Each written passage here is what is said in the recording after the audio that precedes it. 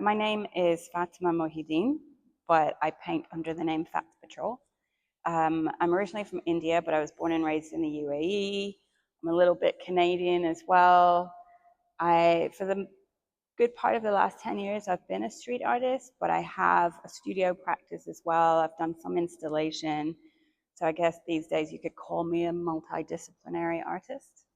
Yeah, just a maker of things. So the name Fatspatrol, it's interesting because people think it's probably really deep and really meaningful. It's just, when I was younger and I went to Canada, people couldn't really say my name properly, so Fats was an easy option. And I kind of took to using it as an artist name because it has ambiguity to it. It doesn't instantly tell you if I'm a man or a woman or where I'm from, and I like that because I think there's too much focus in the art world on identifying an artist based on these markers and these categories. And the patrol part is when I was setting up my Instagram account, there was too many fatses on there. I was in my car and my friend said, "You need another word."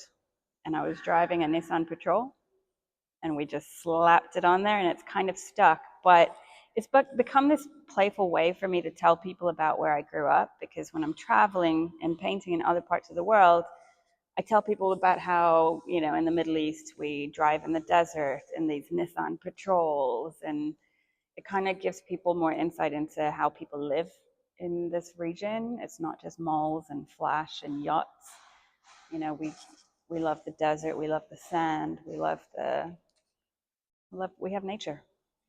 The entire body of work for this show is called The World Out There, and I have had a significant amount of fun making it. When Priyanka and I first started talking about the themes of the street, for me, it very much is always about the world that exists outside of my body. I'm a person with a very active world inside myself, my imagination, my unconscious, my subconscious, the things I think about. I'm very curious and I live very much inside myself. So for me, the boundary between myself and the world outside of myself is something that I'm constantly contesting. So yeah, the world, it really is about this sort of negotiation between the world inside yourself and the world outside yourself.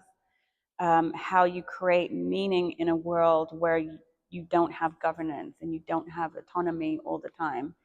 Even though public space is meant to give us this illusion of freedom and control, it isn't. It's a space that's governed by information and politics and instruction and all that sort of stuff. So by putting I've always been really interested in the human inclination to make marks as a way of saying, I was here, I mattered. Humans have done that since the beginning of time. But there's two parts to this body of work.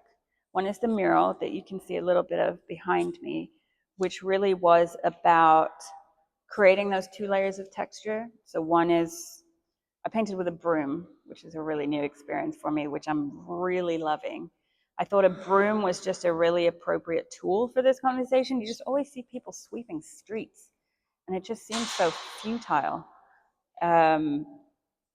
So it's like, well, why don't we do the opposite of what a broom's supposed to do? Like make a mess with it, not clean with it. And then create this layer of subjectivity and story and narrative. We're really living in a time where everyone's talking about AI and art, and it's something I hate talking about.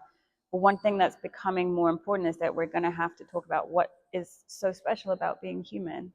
And it is our imagination. It's our ability to tell stories and create narrative and see things where things don't exist. And a lot of that is what this work is. Like the other half of the body of work is stuff I've picked up from the street. I'm a real wanderer. Priyanka and I talked about like the flaneur, and sort of applied it in a very loose context here as someone who wanders and observes society. And so I've picked up all these artifacts, road signs and pieces of wood and things from around the country, and drawn onto them and given them new life. I mean, these were things that were on trash heaps. giving them stories and created narratives. And I think it's a real like human splash in this space. When I'm looking for things to paint on, you look at everything from texture to size, how flat it is, how much color, how much information it has on it. I had to knock a lot of rusty nails out of some of these things. I got like fiberglass burn from some old duct tape that I ripped off one of the signs, because it turns out there's fiberglass in duct tape.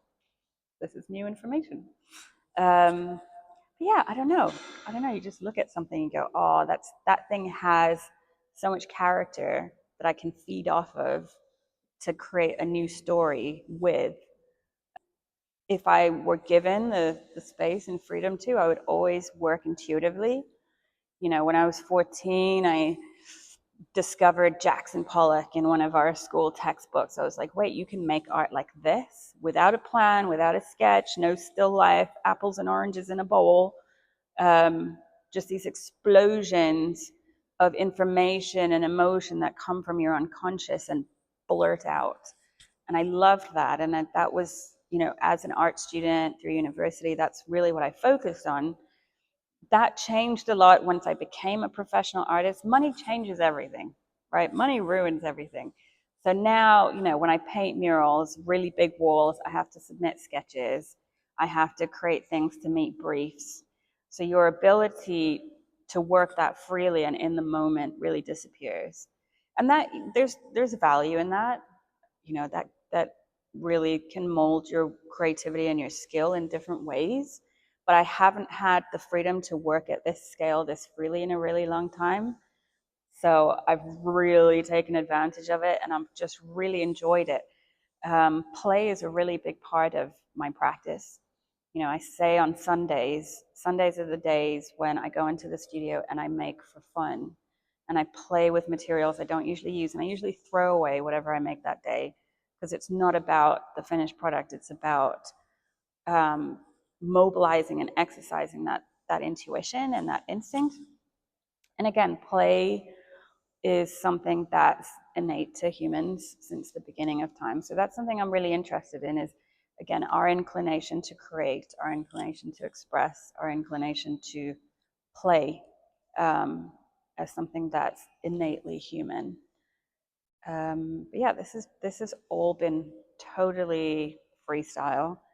It's a combination of, I started with the broom and just making marks and movement, and then sort of condensing it down into, oh, I see a snake here, or there's a lot of stories in these walls that nobody's ever going to know, because it's just what was happening in my head at the time. There's teeth falling out of someone's head over there, and there's all kinds of stuff happening. But it's so fun to see what somebody else interprets it as. But yeah, I've really enjoyed the opportunity to just work this freely. Well, as a street artist, the street, and as someone who wanders a lot, I've traveled a lot and I spend a lot of time just wandering, the street has been the place where I've experienced feeling the most exhilarated and alive, and the most terrified at the same time. And I think it is that sort of negotiation between those two sentiments that this exhibition is trying to explore.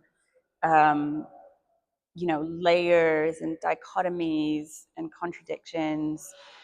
But yeah, I mean, painting as a street artist, I've had some of the best conversations of my life with strangers. For someone with anxiety, that's refreshing and surprising and gives you a bit more faith and hope. But at the same time, I've seen some really awful things, and I've lived in big cities with a lot of crime and all that sort of stuff. And yeah, it's the sort of weird contradiction, because you're like, well, if I don't go outside, I'll be safe. But if I don't go outside, I'll never experience the things that will invigorate me and, set my soul on fire and propel me forward in the world. So yeah, again, it's the negotiation between of freedom, of safety, of belonging. You know, there's so many aspects to, and obviously the street is different in different parts of the world. But I think that's always the thing is like, who does it belong to? Who do you belong to when you're in it? Are you truly free when you're out there?